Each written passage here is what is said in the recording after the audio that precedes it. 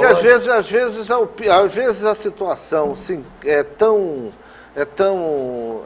perfeita que você ter ali o acompanhamento... É desnecessário. Se torna desnecessário. Por isso é que eu digo que cada caso é um caso. Quer dizer, a gente não pode padronizar, criar um padrão e dizer que aquilo dali tem que ser feito. Pode ser que necessite fazer e pode também ser dispensado esse zelo, esse cuidado que se deve ter. Mas pode, naquela situação, ser dispensado. De qualquer maneira, eu acho que isso tudo é um avanço.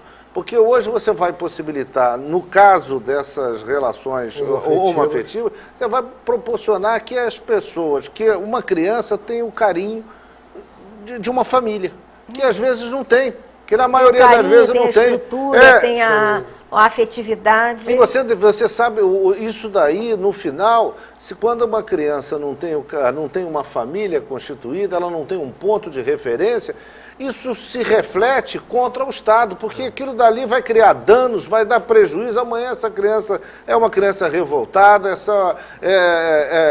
isso não é uma regra absoluta, mas a maioria a gente sabe que se torna crianças rejeitadas, com sentimentos. É lógico, que vai refletir na vida, no dia a dia. E, portanto, eu acho que esse avanço, quer dizer, representou, por isso é que eu te disse no início do nosso bate-papo aqui, que isso foi um dos ramos do direito que mais avançou com o advento da Constituição. Agora eu vou querer a opinião dos senhores.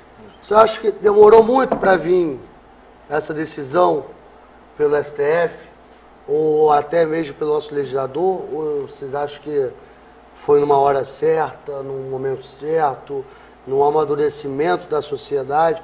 Porque por mais que nós estamos vendo, concordando pela legislação com essa evolução, né, da sociedade, principalmente das pessoas que são os guardiões da nossa Constituição, são o órgão maior da nossa justiça, e decidirem a favor, né, de uma determinada, botar a mão do Estado sobre essa determinada classe, né, como nós temos na sociedade, nós temos divisão de classes, né.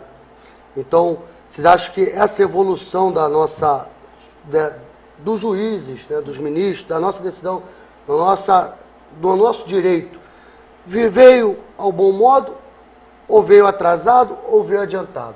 Porque ainda hoje, a gente o que mais vê na televisão são sinais de violência contra homossexuais. Agora está aquela guerra danada de punk e skinhead em São Paulo, que a gente, particularmente, é difícil uma pessoa com um pouco de consciência entender que dois seres humanos possam se matar, se degladiar, né, sem motivo algum, né, mas principalmente com relação aos homossexuais, né, a gente ainda tem muito preconceito, muita discriminação. Não é um preconceito, é discriminação. Como que vocês veem essa decisão hoje? Veio atrasada, veio adiantada, ou então veio na hora certa para começar a modificar, né, esse tipo de pensamento? Veja bem, o Supremo Tribunal Federal foi sensível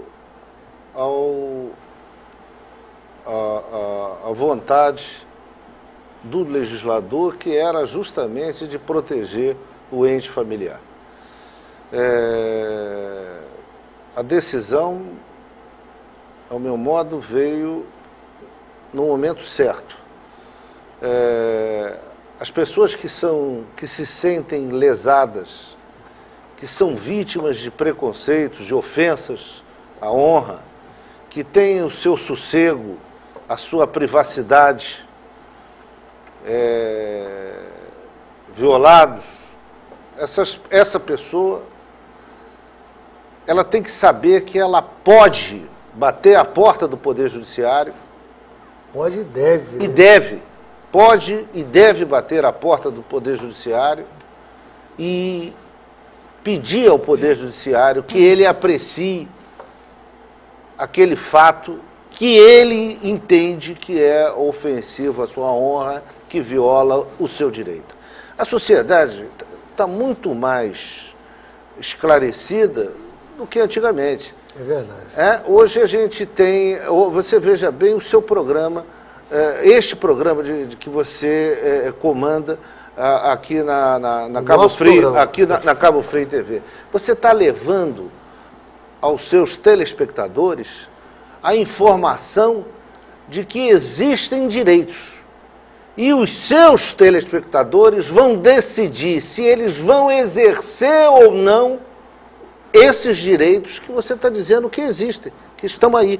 O direito à união estável, o direito à adoção, o direito da sucessão, o direito a permanecer do lado do companheiro no caso de enfermidade no hospital público, o direito de se ofendido, se agredido, responsabilizar tanto criminalmente quanto civilmente aquela pessoa que lhe ofendeu. Eu tenho um exemplo, um caso que tem no escritório, que nós estamos advogando, justamente um agente municipal do município do Rio de Janeiro, um agente de trânsito, agrediu uma pessoa, chamando essa pessoa, ofendendo-a, chamando ela de sapatona. Sapatona. Bom, muito bem. O que ela foi? Ela bateu na porta do Poder Judiciário. O que ela fez? Ela questionou, levou isso à autoridade policial para que tomasse as providências, bateu a porta do Poder Judiciário, pedindo do município do estado do Rio de Janeiro uma indenização por essa ofensa. Claro. Então, veja bem, isso daí são direitos que já existem na Constituição desde 1988. E que você, brilhantemente, no seu programa, está levando aos seus telespectadores, dizendo para eles o seguinte: olha, gente, o direito, a Constituição diz que vocês têm direitos. Se vocês, são esses aqui. Se vocês vão exercê-los ou não, isso é uma decisão de cada um. Cada um vai dizer se quer exercer ou não, mas o direito está ali.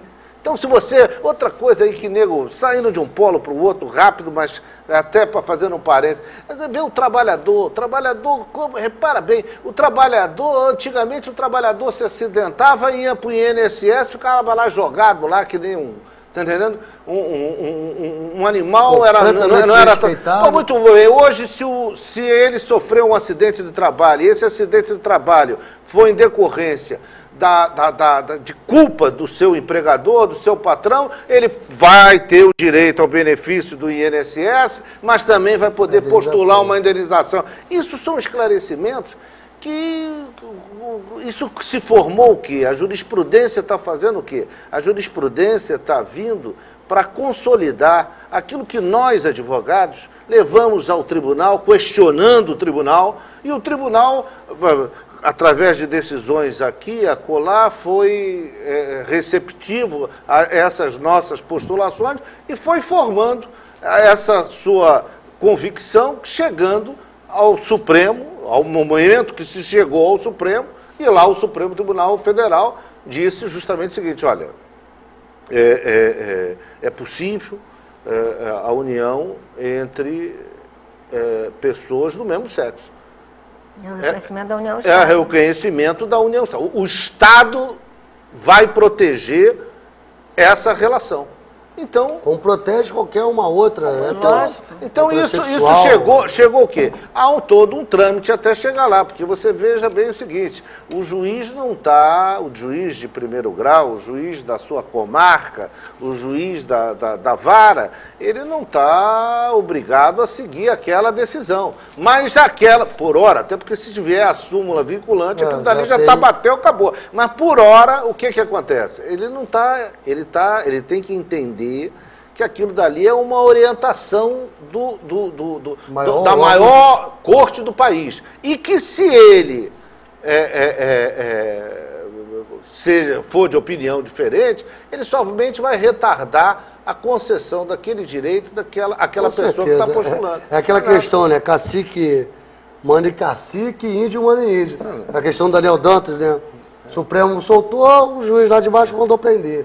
Daqui a pouco o Supremo só retardar. Na realidade, falou, pois a pessoa... Estou dando um exemplo, não estou falando que está certo, está errado, né, mas a gente tem que respeitar realmente a maior corte do nosso país, jurisdicional. Veja bem, se o Supremo se manifestou nesse sentido, ainda que possa o magistrado ter um pensamento contrário, o magistrado de primeiro grau, ou até um tribunal, um colegiado, ter uma interpretação diferente, ele tem que entender que aquilo dali somente vai sobrecarregar o próprio órgão, porque no final das contas essa decisão vai ser o nosso sistema judiciário, não vou dizer lento, acho assoberbado também de trabalho. Essa decisão ele vai postergar talvez por 3 ou 4 anos até que chegue no Supremo. Exatamente. Você está entendendo? Então, e aí, veja bem, você vai prejudicar uma pessoa, vai deixar de dar tratamento que uma pessoa possa exercer o seu direito de um tratamento digno por parte de todos, de viver com dignidade. Você vai simplesmente, ao invés de reduzir, de minimizar aquele dano, você vai simplesmente agravar aquele dano. É verdade. Gente, a gente vai para um breve comercial, daqui a pouco a gente volta. Eu vou perguntar aqui para o doutor Armando, que é já mais a seara dele, a questão das responsabilidades, a quem procurar, né, um advogado, a delegacia de polícia, as ações, lógico, a gente nunca fala que as ações competentes, mas ele vai estar orientando com relação a uma ofensa, tanto moral, como foi o caso que ele acabou de contar aqui, né, de um xingamento, como até material sendo agredido, né, fisicamente, né, sendo agredido. E a doutora Maria Luísa, eu vou estar perguntando mais a parte de sucessões, né, como que deve proceder, né, a pessoa no caso de um falecimento de um ente querido, esse tipo de relação afetiva, como que essa pessoa deve, né, proceder para ter seus direitos, né, garantidos. Vamos para o breve comercial, daqui a pouco a gente volta.